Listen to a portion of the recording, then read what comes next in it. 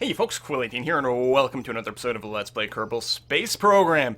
In this episode, I've decided what we're going to do is we're going to construct a moon mission, and the reason for that is I have a lot of contracts to do moony things. Now, some of those things involve doing some biome and resolution scans of the moon, and also even putting a satellite in a specific orbit of the moon, for example.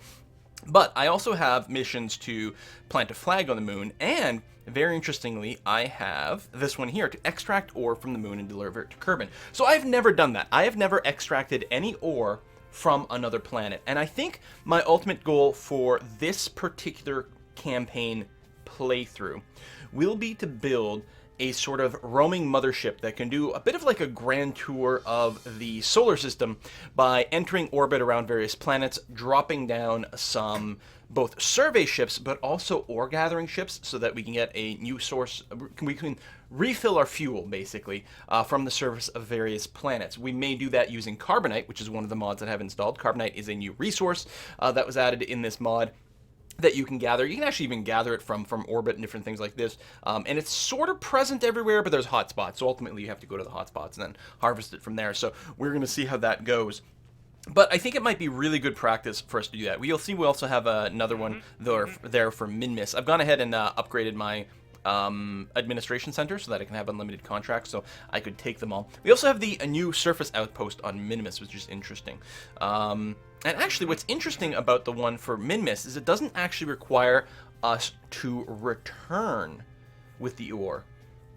It actually might be a better practice one to do something like landing on Minmus with a bit of a base. We have a mission to go there, for example. Drop a base that can extract ore and start processing it.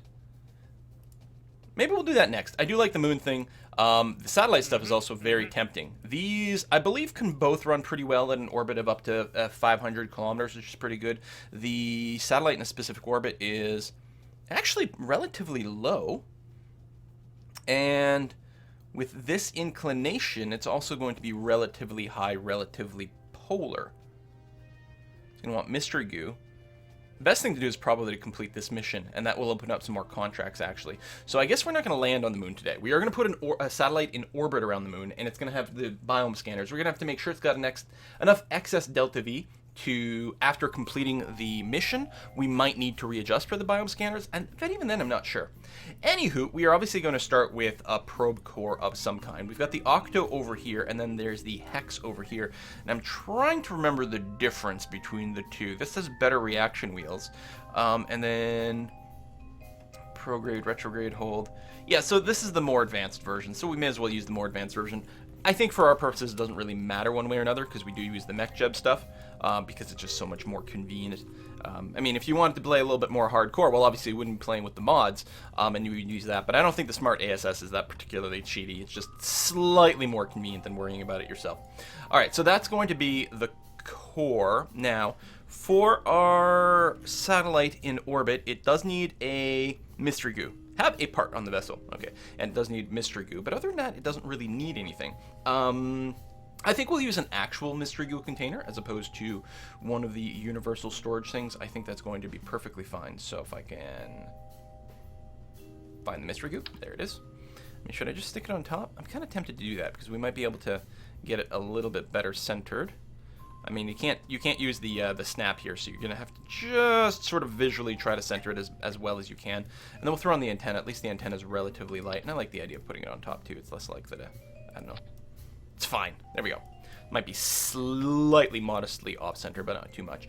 So this has better reaction wheels than the base version. We probably don't need to add another reaction wheel component. It depends on the weight. Because it might, especially if it's slightly off-center like this, and it's only going to become more off-center as I glue on the scanners. When we do thrust, obviously we're going to have to fight that off-center center of mass to stay stable, and otherwise we might wobble as we're thrusting. Obviously the engines can gimbal, but there's a certain limit. It's better if you have excess reaction wheels. I think we're going to be alright with this. So let's go ahead and add some fuel on there. I like to sort by size. We've got this Oscar B fuel tank, which we can put on there. It's a nice, convenient size if we have a good engine for it. And we actually do. The Spark liquid fuel engine is tiny, microscopic, very nice. Let's go ahead. We can hide this contract. We don't need it right now. Open up the Delta V stats. You'll see we've currently got 1500 Delta V, which is really good because this thing is super light. But we're not going to be able to use it quite as is. First of all, we are going to want some more batteries because we are going to be transmitting. There we go. We're going to be transmitting, so we need more electric charge. And we know from experience that we will want at least a couple hundred electric charge to be able to reliably transmit an entire burst of data. Anything more than that is not going to be much of a problem. The one downside with this core here is that you can't really go like 4-way symmetry, but we can go 3-way symmetry. Because, of course, we're going to need solar panels. I'm going to go ahead with the 1x6. Just has to deploy one time, and that'll be sufficient. So we'll go 3-way symmetry. 3 solar panels on this is going to be fine. So then the big question mostly comes down to these scanners we're going to bring with us, which isn't part of the satellite quest, but we do want to do a low-resolution altimetry scan, right? There's near the top. So the biome scan and the low resolution. So we need, so the multi-spectral sensor is what gives us the biome scan. Yeah, differentiate between terrain types and biomes, also detect anomalies such as structures on the ground. And these are quite large, but it looks like it should be able to go in there. I can't extend it in this view. Just make sure it doesn't look dumb, but yeah, it's just going to do that, which should be totally fine. Go ahead and retract again. And then the other one we want is what you look like. There we go. Scan like that. And extend. It's going to extend in that direction. There we go. So this is the cool little animation there. And then retract. And so this is the low resolution scan. It doesn't say that on the ScanSat on the right side, which just a ScanSat gives you the altitude and that's it. It doesn't actually tell you the type of scan, which is a bit annoying. Even if you read it, it's not particularly clear, but yeah, this is the altimetry, low resolution. That's all we need. And I suppose it's probably actually okay if I put the goo over here. I'm willing to bet that might be slightly better center of mass kind of stuff. So we've got batteries, we've got solar panel, we've got still 1000 Delta V for last minute positioning. That seems pretty solid to me. I think we're going to do fine there. So now we have to figure out how we're going to attach the rest of the rocket to all of this. I'm wondering if we can just go, I don't remember what size this is. It's less than a meter, whatever this size is. I wonder if we can just design the entire thing like that. Now, I think I'm going to use the 1¼ meter size for everything else because it'll actually, the fairing for it will fit in very, very nicely if we do that. In any case, we do need a decoupler. And we can use the baby one here. That's fine. And then after that, we will have to extend to the bigger size, but that's okay. Do we want to use the fairing right now? Probably. So,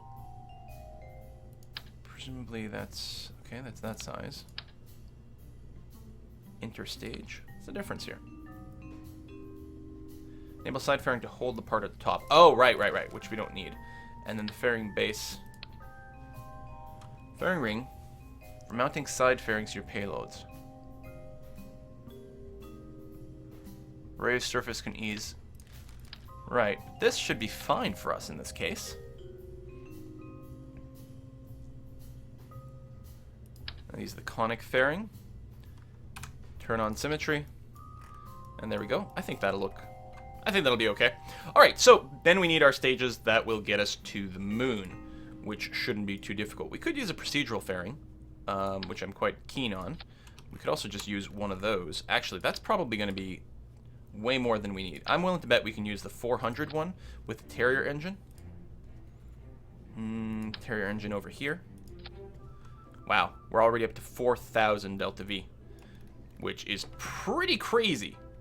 So then let's get another decoupler. Yeah, we're gonna have an excess of Delta V.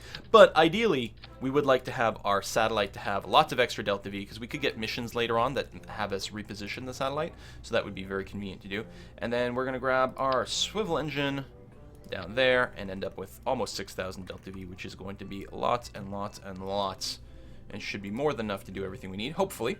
We're gonna get some little fins down here. Nothing with control surfaces, which honestly, sometimes it has a hard time like keeping stable if it does have the extra control surfaces on the fins.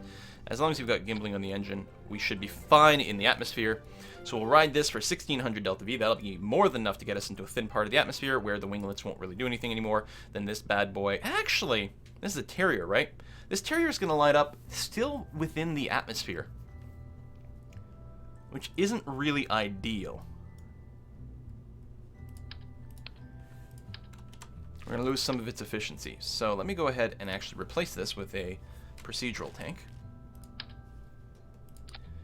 Because then... Oh, then I actually trashed the swivel, which is not what I wanted. Because what I can do here is just tweak the length just to be a tiny bit longer. Let's change the look of this. Pure white. Nah. I like that one. Let's go that one. And there we go. We'll give it a little bit more length. 6200 delta V, but more importantly, it's going to have more than enough delta V here to really push us into the thin atmosphere, properly into the thin atmosphere. Not just thin enough not to worry about the control surfaces down here, the fins, but thin enough so that our Terrier engine should be able to be pretty good. In fact, this might be enough. The 2000 delta V might be enough to put us suborbital. I'm not sure. I don't remember. It actually might be, which would be obviously ideal. But as long as it gets us above 50,000, then we're going to be golden. So we're going to call this the Moonsat 1 mission. We're going to save. Let's think. We've got solar power. We've got an extra battery. We've got an antenna. We've got the goo container, which we need for the mission. We've got the 2 scanners, which we need to get there 2 missions. Plus, knowing where the biomes are very handy for future moon missions. So we'll actually get a full scan of the moon before we ever go and land there, which is very science-y. What's up with that? I think I've got everything in here. Doesn't need parachutes, never coming home. I like it. Let us launch. It can launch from the ground, but I suppose, just because it does look a little silly when you launch right from the ground, let's go ahead and give it a couple of those. Right at the bottom like that. That's going to be fine. Okay, let's go.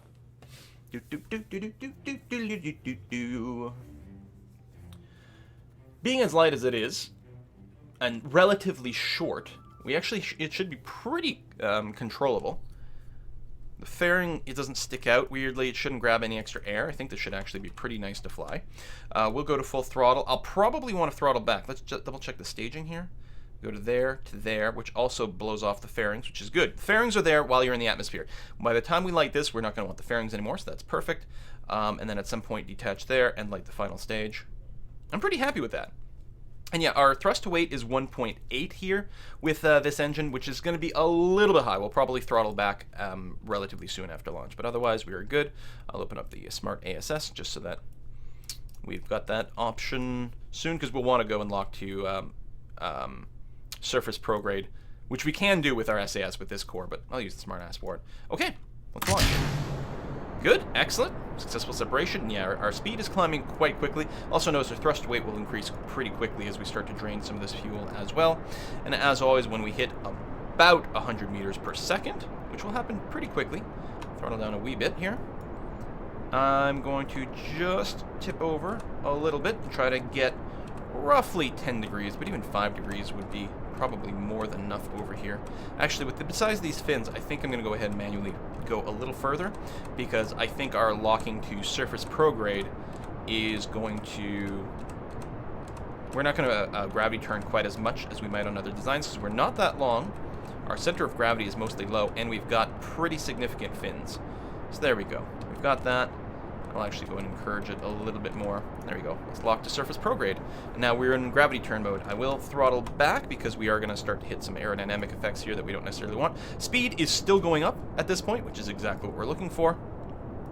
So yeah, Surface Prograde, and it will just generally continue to tip over. We are tipping a little slower than I'd like, so I'm going to go ahead and just go a little further to right. Again, my sweet spot is, I figure, about 45 degrees when we're at 15K. So we're going to be a little bit behind that. So we're going to be a little bit steeper, which is less efficient if all you're concerned about is getting into Kerbal orbit and relatively low orbit. In this case, it's not as much of an issue because we are looking for a higher orbit, and we're going to be transitioning to the moon, which is a very high orbit. The other thing to check is the time to apoapsis. Since it keeps going up, that's a sign that we are going relatively steeply. I'm going to go ahead and throttle down some more. We actually are still increasing in speed. By throttling down, it's going to slow the time to apoapsis. Same thing with pitching over some more. That'll also help to slow the time to apoapsis. Continuing to increase pretty dramatically. Our thrust to weight is over 3 at this point. So at 1/3, we still have like pretty positive thrust to weight. Alright, and I keep sort of shoving it over. Really soon it's going to switch to orbital mode here, and this prograde will instantly change to orbital prograde. If you ever want to avoid that, you can use the Smart ASS to make sure you're always using surface. If you click here, you'll also change the mode, but now I'm pretty okay with this. Time to apoapsis is dropping. Oh, our engine's down, so let's stage. I didn't put any parachutes on there, so we're not saving money. And we are relatively high. We're not going to get maximum efficiency out of our carrier here, but it's going to be generally okay. Let's throttle back so the time to apoapsis isn't increasing. Slight decrease is actually going to be okay here. Although there is something to be said about like leaving the air as soon as possible to improve the efficiency of the carrier. But what we're also doing here is just letting momentum take us out of the air a little bit more before we really start to use the carrier aggressively. We should pop open our resources over here. Electric charge should be fine as soon as our solar panels extend. I'm not concerned about that. Time to apoapsis is still pretty stable, which I'm totally okay with. Yep, I'm liking our launch. I think it's a very good launch. Oh, I don't actually, there we go. I want pop-ups, I just wanted to be able to see things. Alright.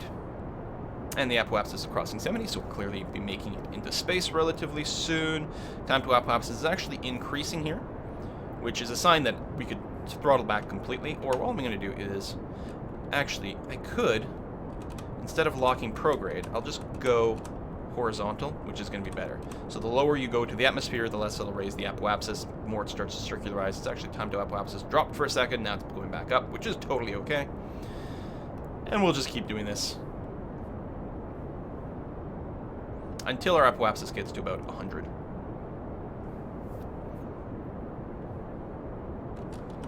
There we go. We're going to be relatively flat over here. Pretty efficient.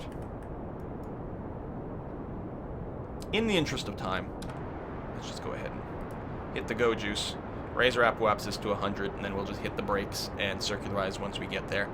It's more efficient. Actually, it might work out relatively well here. It's more efficient if we were to do it slower or wait longer or something, but that's okay. So 4 minutes to apoapsis, so we're just going to time warp a bit. Oh, you know what I need to do? Is extend my solar panels. Do I not have MechJet set up? Under utilities right there. Auto deploy solar panels. I do, but it didn't. I wonder if it would have done it once I circularized. But I want it now. As soon as I'm out of the atmosphere, please do that. Alright, excellent. And we're going to just quick save before I fast forward some more.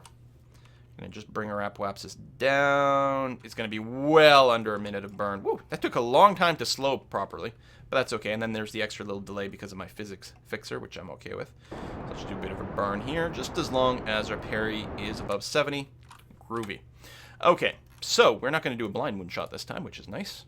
We do have the ability to get patch conics, and at one point this satellite is going to definitely smack into the moon unless it's on a different inclination. It could still happen at some point, but yeah, it's less likely.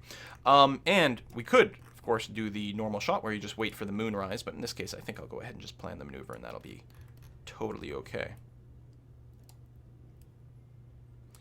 So around right here, you can see the arrows are getting close, which is nice, and at some point, boom. So what I'll do is I'll do the minimum burn here, then I will focus the view on the moon, and then I'll go back to manipulating this thing. It's a little hard to get the angle, but what I want to do is bring the parry closer to the moon, which a little bit more prograde will do. Now, that's not necessarily literally where I want to end up. Actually, what exactly do I want with the satellite? Well, a parry of 80. I'm going to leave it here. We can adjust the parry later on. These maneuvers are hard to get 100% exactly as planned over here, so mid-course corrections are pretty normal. So we get it relatively close. It doesn't make sense to sort of min-max the last little bit over here, since we'll either overshoot or undershoot based on our timing and all those things. And if there's any sort of jitter in our satellite when we burn, we might not be exactly on the maneuver. So we're going to tell smartass to very conveniently for us lock over to the node. Wouldn't be hard to manually turn there and just use the normal SAS to lock on, but convenience, man. Why do anything manually when you can get a computer to do it? And this is not a particularly hard thing to get a computer to do. Clearly, based on the fact that, you know, someone not working for money was able to mod this in. Okay, we've got that. Let's go ahead and... Where's my alarm clock? Right here. Would you kindly get me close to the maneuver? We're still going to be 3 minutes ahead of the maneuver, but that's going to be okay. And yeah, power is fine. I mean, obviously it's going to drip down a bit on the dark side, but we don't have very much that uses up the power. I say that the scanners will actually use a fair amount of power once they're running. So that means it's possible that while being on the dark side of the moon, the scanners may stop operating, but eventually they'll get a full scan of the moon because the dark side moves around, right? Okay. Quick save again before I manually time warp. Just going to bring this down. This burn time should be pretty accurate, so we're going to start ideally when it's about 14 seconds on the clock, but we'll see. And whoa. Okay, no, you're fine. Just go to ×5. Kill it again. All right, looking good. 18, 17, 16, 15, and 14. Let's go. All right. We can center on ourselves again, so we'll get this blue line to look like this orange line, and at some point it will encounter the moon, and we'll be groovy. And of course we know that if you start your burn prograde when the moon is rising, that's pretty much going to be the time to go, and that's basically what we ended up with over here with the planned maneuver. And throttle down, throttle down, throttle down, throttle up just a scooch. And that looks pretty good. Get a little closer, but again, we're gonna make some fine tuning anyway, so we don't need to worry about it too much over here. And ideally, the most delta V efficient place to do the fine tuning is here, but it can be kind of finicky to pull off, so we might wait until we're a little bit closer, just part way. Oh, here's the other thing. We actually will need to plan our entry so that we're coming in at the right inclination. And definitely the right time to do that is, well, actually not here, because we're going to be doing an inclination change. The best time is effectively, well, partway here. Anywhere around here is more or less going to be the same. So that's actually going to be the next thing we're going to want to do. We're going to want to go and do another quick save, because I'm going to time warp. Actually, I guess I can, no. Let's time warp first. I'm going to time warp to here. That'll help get us closer. That'll eliminate a little bit of the jitter that you can get in planning the maneuvers due to floating point rounding errors. So a little bit closer minimizes that a little bit, and then we start a maneuver here. And again, we focus the view on the moon.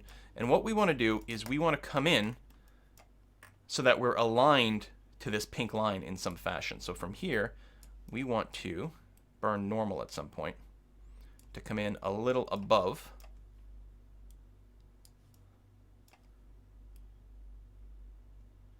You can see it's a very minimal burn from over here. That is pretty close. We're going to have to do another axis change once we're in here. We could have, like, ideally you plan it so that the moon is in exactly the right place around the orbit of Kerbal, so that when you come in, so it's, I mean, we're aligned this way, but actually that's going to be not too bad. Now, in the same maneuver, I could go and burn a little bit more prograde to sort of bring us tangential. So this is going to work out shockingly well. And then a little bit anti-normal again. When you combine like prograde, retrograde, and normal and anti-normal, things do change a little bit. So yeah, we're going to come in at the right angle. We just want to be as close as possible because we're still going to have to do a little bit of burn. So we'll be a little bit high, but we'll otherwise be aligned. I mean, one way or another, we'll have to do a burn here to finish the alignment. So pretty close is pretty good. Our parry is actually going to be a scooch too low, I think. Yeah, because we want 81. Oops, the other way. We don't have to be bang on here. I mean, it is more efficient, but the important thing is sort of not to overkill it. That's going to be pretty damn close. And the parry's going to get jiggled around a little bit as we do our normal anti-normal burns anyway. So close enough is good enough. Plus, there's a margin of error for these satellites. So that's going to be totally fine. Okay, I like it. We're going to get to that node in 10 minutes. 31 meter per second burn is not very much. I'm going to go ahead and derate the engine to make it easier to get some accuracy. So this may turn into a 4-second burn at full power, but I'm also not going to use full power. So let me go ahead and Really, because of the distances involved, wherever I start this burn is fine. I don't have to be bang on. I'm still going to end up effectively cloning the maneuver. But we may as well get a wee bit closer. Okay, let's throttle that back. Throttle up a bit more again. And I'm going to call that good enough. All right, point to the node.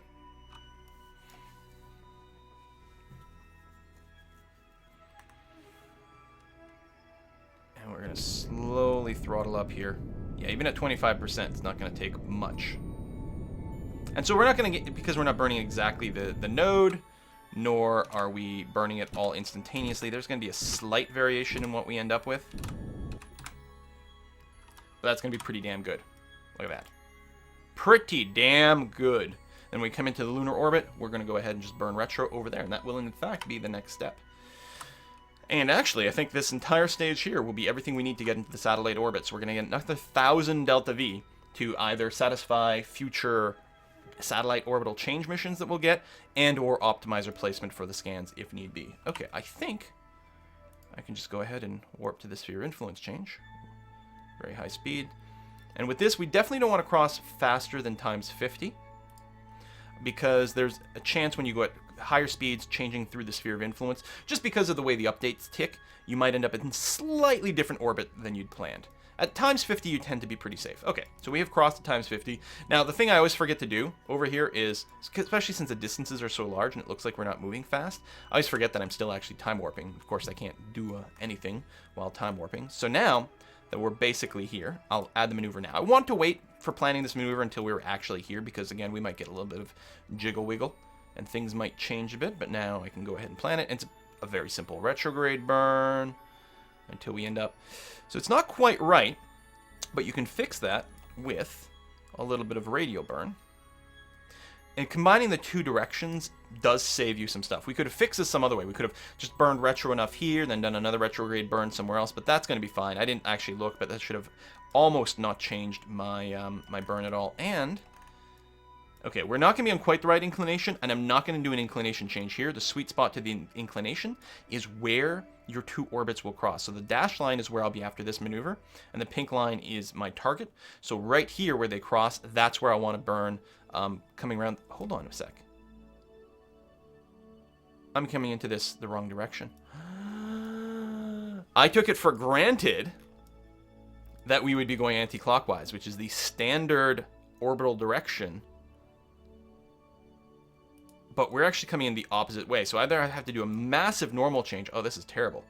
Or, from here, I think I could use with much less delta V. So, oh, they're getting confused between the two directions. There we go. And this is fine. Luckily, I brought some extra fuel. It would have been better if I'd done it, you know, outside of this. But there we go. Now I'll be orbiting the right way. And luckily, I'm still going to be in the right inclination. So that's going to be an extra 248 delta V that I really didn't need to spend, but I brought extra. Always check the direction of the little dots, kids. This is especially, almost all equatorial launches on Minmus, it's going in the direction you would normally go. The polar ones are the ones that can get you, because depending on what side of the polar orbit you are when you launch, you could be finding yourself going in the wrong direction. Okay, well, I'm happy to notice that before I actually did this. We're 3 minutes away from the burn point. You orientate ourselves to the node, please, and thank you. So we're going to be able to salvage this perfectly fine, because we notice way out here, flipping your inclination 180 degrees once you're in orbit, especially a tight orbit like this, that takes a lot of delta V, but this isn't too bad. So let's go ahead and just fast forward till we're closer to that planned node. Although again, I could start it here. It's mostly just burning anti-radial the whole time, so it doesn't really matter when I would do it. I could just eyeball this thing. And go.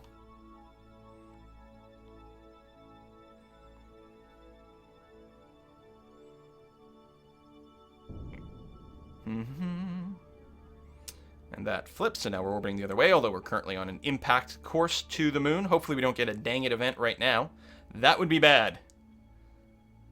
That would be very bad. Even like this, we'd be escaping, which wouldn't be ideal. And let me go and do the rest of the burn on sort of a slower speed. And now what I can actually do, my parry is 220, which is going to become my apoapsis soon. Let me go and I'm going to kill the node. I'm just going to explicitly say, listen, burn me pro-radial.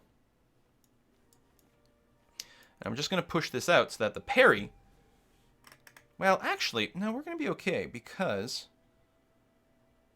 Yeah, we're going to be fine. We can do all the maneuver stuff here. So basically, we're doing some retrograde here.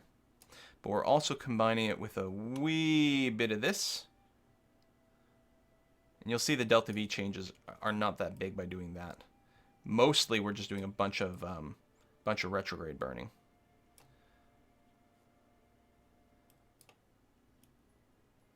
Just trying to get things lined up over here. That looks pretty good. And actually, yeah, I'm not going to do the normal burn here. I'm going to do this, and then we'll probably do the normal or anti-normal burn on the other side, just to straighten out. Although I'm willing to bet this is close enough to complete our satellite contract as is, which is good. Now, ideally for a full biome scan and all those things, we would like to be in equatorial orbit. The advantage of that is twofold. One, you get a full scan of everything. Here, we wouldn't get much information at either pole. And two, being in, or not equatorial, I meant polar. And being in a polar orbit, you get more sun more of the time. But anyway, step one is this. So we're going to do a time warp. So let's go ahead and quick save. Then we are going to warp to the maneuver. And I'll actually change my engine back to 100% thrust because that's a fair amount. We're also going to have to stage partway through. Do note, so we're going to use some of the maneuver, the extra maneuver fuel for this. So again, slightly less efficient than we would have liked, but we allocated extra room. It's government funded. We may as well spend extra just to be super sure. Could actually start a biome scan now. Well, yeah, because the altitude would be okay. We wouldn't get the right information, and we'd potentially burn out our batteries, which you don't want to do at this time. Okay, we are good there. This is going to be a shorter burn than it actually expects, just because we have gone and turned things up. Whoa, whoa, whoa. There we go. D-time warp, and let's go ahead with this. And we'll have to stage momentarily. Stage, and just give it a little bit of space over there, and go. Oops, we actually did blow up something, but not too much, and... sounds of things being destroyed and burning. Excellent. Maneuver done. Really happy about this. So, here we're about to cross a descending node. Which doesn't seem to be... I guess it's because of the angle over here? Doesn't make any sense. Because we're going to want to burn anti-numeral. So it's sort of inverted terminology, but that's okay. So, yeah, we're going to want to burn like this.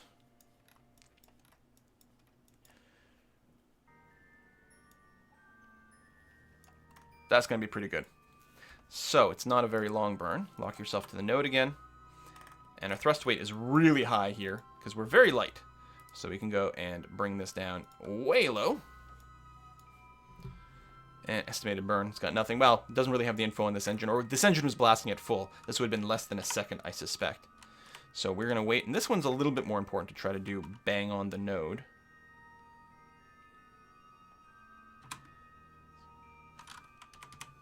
I figure it's probably going to still only be a short, like 5-second sort of burn time. So I'll actually start at T-5. That'll probably be fine.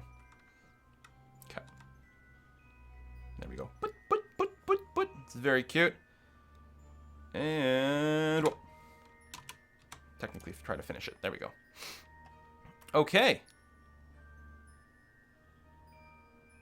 Why does have a part on the vessel not lit?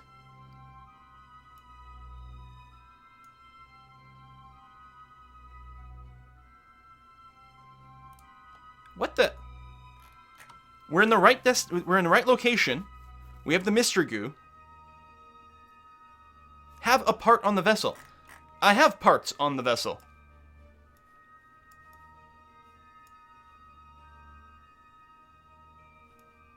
Is this glitched? Does this want me to have a part that doesn't exist? Are you telling me I'm not completing this contract? Because have a part on the vessel.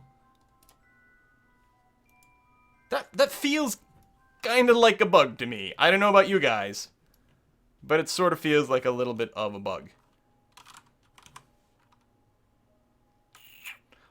I might go into the save and edit the quest to remove that criteria. Anywho, we can try the others. Let's go ahead and start our multispectral scan. It's saying altitude suboptimal. I think it wanted 500 on ground, but it might be something slightly different here. It annoys me that when you're in flight here, it doesn't tell you the ideal stuff. So we're ideal for the altimetry. I don't remember the biome. I guess the altimetry, yeah, I'm getting these confused. Altimetry was happy here. This, I don't know if it wants to be higher or lower. I'll have to check the wiki here. Scan multi-spectral sensor, which would give me some interesting different stuff. And we want the page. One of these will tell me the height that it wants. Multispectral scanner, altitude best 250 to 5. Okay, best is 250. Min is 5, max is 500. Okay, so we're just below its optimal mount, but not too bad. We're also notably not losing electric charge as long as we're in the sun. That's a really good sign. I'm not going to change. I love that you can see this. I'm not going to change my orbit at this time because I think I will try to go into the save and remove whatever the hell this is. Have a part on the vessel. Do they mean a certain kind of haircut? That's weird. That makes no sense.